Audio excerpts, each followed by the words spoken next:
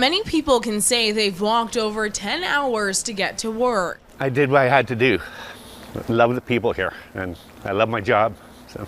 Last Monday, though, Matthew Macdonald made a routine trip to Kelowna by bus to visit his grandchildren. Highway 97 was closed later that day following a rock slide, which meant Macdonald couldn't take the bus home. So instead, he set out on foot back to Penticton from Kelowna. And I was struggling to find a way to get back home. I was calling BC Transit to see how to get back home, and they had no options for me, just to wait a couple days. But I couldn't. I have my job. I have a place that I love being at, and I just decided, like lunchtime, just to start walking.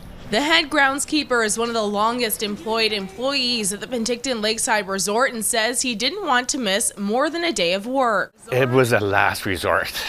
I can't miss work. I love the company. I love the people here. And yeah, I missed one day. I'm not going to miss two in a row. So. Macdonald was in high spirits despite making the entire journey in flip-flops and running into a few hurdles along the way. I went slow. I went quite slow. It took me around 9 hours. I was just taking my time. I love the Okanagan. It was really interesting hearing about how that journey took place, from, you know, all the great detail that he added, from being turned away from being able to cross the actual slide itself and being detoured down to the water line, and experiencing all sorts of wildlife, the snakes. He said there was lots of snakes, and the bear scat. That was probably his biggest fear. According to the resort, the tourism sector has taken a massive hit due to a recent travel ban and now the rock slide. This impacting not only businesses, but the staff as well. You know, when you have a team like that, through all the difficulties, the ups and downs that we've experienced over the past couple of weeks, it really warms your heart. And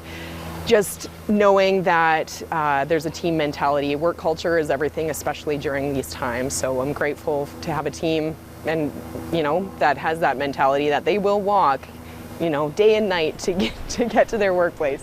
When asked if Macdonald would ever make this journey again on foot, he had this to say. Oh, heck no. No.